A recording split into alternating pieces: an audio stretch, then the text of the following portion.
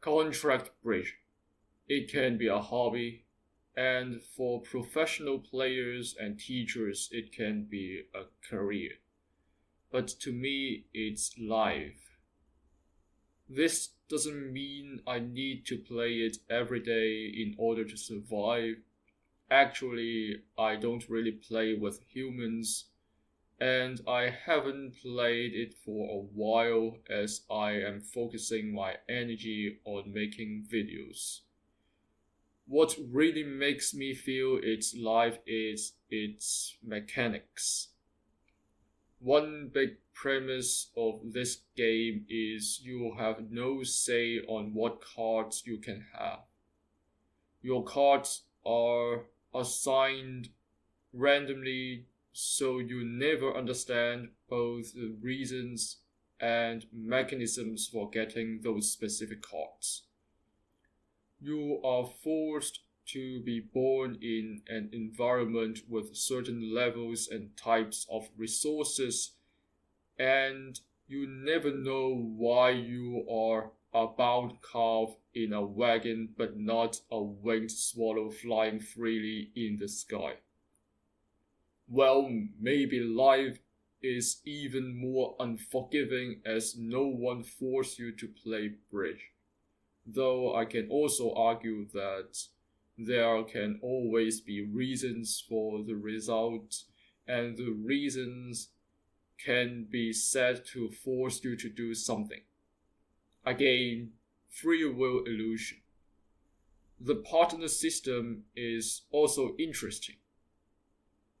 In bridge, winning or losing depends on both you and your partner and your communication. Life also depends on people around you.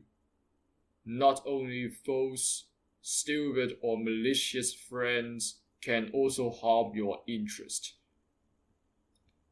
I just talked about winning, losing, and interest. One big element in bridge is bidding.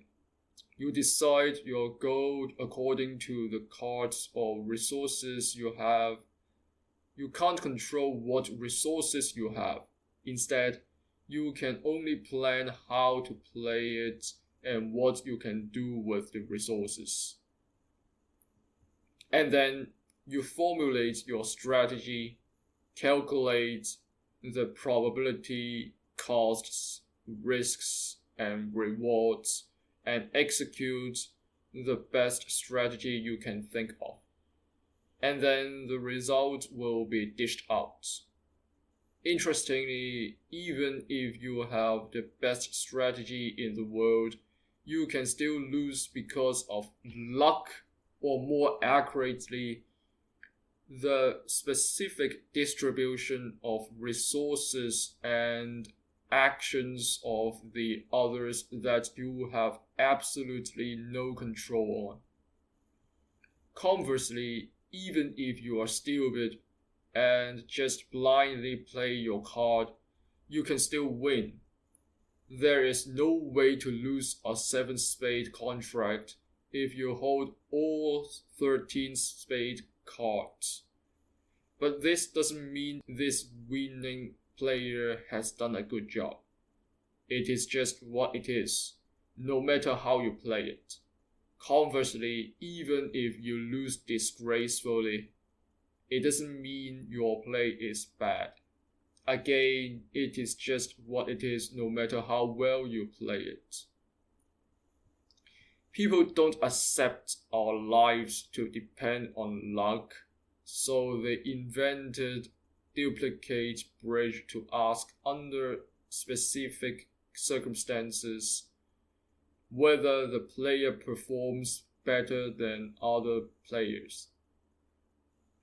This part is unrealistic in life but fair and romantic to me, as instead of the mere immediate wins and losses, deploying an optimal strategy is considered as a virtue here. There are actually the best strategies in certain circumstances. And contract bridge encourages me to think rationally and strategically. People say there are no absolute correct ways to live or do anything. This statement is an oversimplification. But stupid people just hold this statement, blindly believe it's always true, stop thinking about their life, but allow themselves to do stupid things, not only harming themselves, but also the others. Given the specific objectives and the specific circumstances, probability, costs, risks, and rewards can at least be considered. So, of course, there are rationally correct ways to achieve the goals.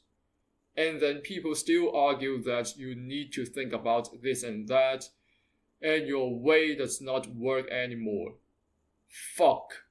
I have already set and identified the objectives and circumstances, and then you abruptly change my objectives and circumstances and say my proposal, which is designed for this condition A, is wrong for your condition B. We are just not playing the same game, or we simply just can't communicate. Unfortunately, this kind of bullshit is everywhere.